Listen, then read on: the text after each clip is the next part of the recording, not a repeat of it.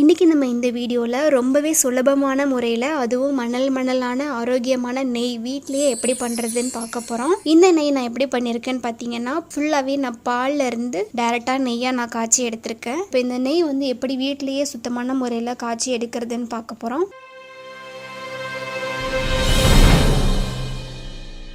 ஒரு பாத்திரம் எடுத்துக்கோங்க. அந்த பாத்திரத்தில் நான் வந்து பசும் பால் வந்து சேர்த்திருக்கேன். முடிஞ்ச வரைக்கும் நீங்கள் பசும் பாலே பயன்படுத்திக்கோங்க. அது டேஸ்ட் வைஸ்லேயும் ரொம்பவே நல்லாயிருக்கும். ஃபைனல் ரிசல்ட்டுமே எனக்கு நல்லாவே கிடச்சிருந்துச்சு. இதை வந்து நல்லா காய்ச்சி ஆற வச்சு நம்ம எடுக்கும்போது அதில் ஒரு லேயர் எல்லோ கலரில் ஆடை மாதிரி நமக்கு கிடைக்கும். பால் ஏடு சொல்லுவாங்க. இதை வந்து ஒரு பாத்திரத்தில் நம்ம கலெக்ட் பண்ணிக்கணும். ஒவ்வொரு முறையும் நீங்கள் பால் காய்ச்சும் போது கிடைக்கிற ஆடை எல்லாமே நீங்கள் கலெக்ட் பண்ணி எடுத்து வச்சுக்கலாம். ஃபர்ஸ்ட் நம்ம என்ன பண்ணணும் அப்படின்னா பால் ஆடையை கலெக்ட் பண்ணிட்டு அதிலிருந்து நம்ம பட்டர் வந்து ரெடி பண்ணணும். பட்டர் பண்றதுக்கு ரொம்பவே இம்பார்ட்டன்டா நோட் பண்ண வேண்டிய விஷயம் என்னன்னு பார்த்தீங்கன்னா, நீங்க ஒரே ஒரு முறை மட்டும் 1 டேபிள் ஸ்பூன் அளவுக்கு தயிர் வந்து நீங்க ஸ்டார்டிங்ல ஆட் பண்ணிக்கணும். பாருங்க, இந்த மாதிரி நான் ஒரு வாரத்துக்கு நல்லாவே பால் ஆடைகளை மட்டுமே கலெக்ட் பண்ணி எடுத்துக்கிட்டேன். நான் ஒரே ஒரு டேபிள் ஸ்பூன் தயிர் மட்டும் தான் இது கூட ஆட் பண்ணியிருக்கேன். ஒரு முறையும் ஆடையா கலெக்ட் பண்ணி நான் ஃப்ரிட்ஜில் ஸ்டோர் பண்ணி எடுத்துக்கிட்டேன். நல்லா இந்த மாதிரி பீட் பண்ணும்போதே இதுல இருந்து தனியா வந்து நமக்கு பட்டர் சூப்பரா தெளிஞ்சு வந்துடும். நம்ம சேனல்ல ஆல்ரெடி ஒரு வீடியோ வந்து நான் முன்னாடியே போஸ்ட் பண்ணியிருக்கேன். இன்னும் நல்ல கிளியரான இன்ஸ்ட்ரக்ஷன்ஸ் வேணும் அப்படின்னா நம்மளுடைய ப்ரீவியஸ் வீடியோவில் வந்து செக் பண்ணி பார்த்துக்கலாம். பாருங்க, இப்போ நமக்கு நெய் உருக்கிறதுக்காக பட்டர் ரொம்பவே சூப்பராக ரெடியாக இருக்கு. இப்போ இந்த பட்டர் பார்த்தீங்க அப்படின்னா கிட்டத்தட்ட 1 மாசத்துக்கிட்ட கலெக்ட் பண்ணி வச்ச பட்டர் தான் இது. இதை வந்து நல்ல ஒரு கனமான ஒரு கடாயில் வந்து ஆட் பண்ணி நல்லா இதை உருக்கி எடுக்கணும். அடுப்பு நல்லா மீடியம் ஃப்ளேமுக்கு தான் வச்சிருக்கேன். நான் ரொம்ப ஹை ஃப்ளேமில் கூட வைக்கல.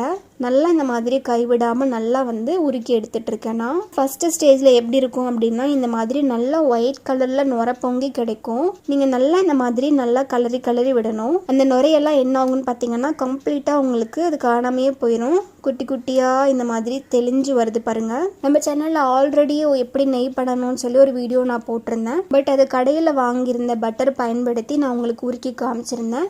பட் இந்த மெத்தட் பார்த்தீங்கன்னா நம்ம டேரெக்டாக பாலில் இருந்து நம்ம தயார் பண்ணி எடுத்திருக்கோம்.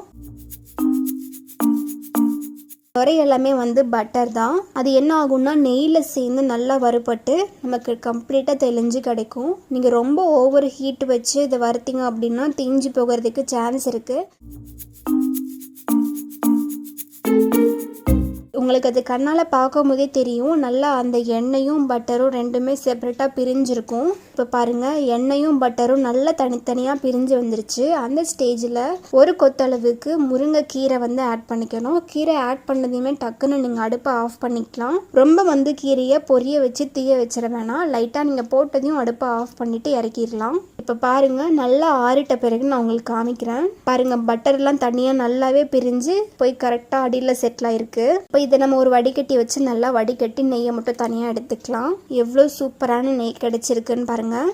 இதை நான் ஒரு பாட்டிலுக்கு கூட நான் மாற்றி காமிக்கிறேன். ஃபர்ஸ்ட் டே பாருங்க, இந்த நெய் இப்படி தான் இருக்கும். நீங்கள் அடுத்த ஒரு நாள் அப்படியே நீங்கள் ரூம் டெம்பரேச்சர்லேயே விட்டுட்டீங்கன்னா கூட உங்களுக்கு நல்லாவே இது மணலான நெய் மாதிரி சேஞ்ச் ஆயிரும். இப்போ நான் இதை உங்களுக்கு எடுத்து காமிக்கிறேன் பாருங்க. நெக்ஸ்ட் டே எவ்வளோ சூப்பராக பர்ஃபெக்டாக கிடைச்சிருக்குன்னு பாருங்க.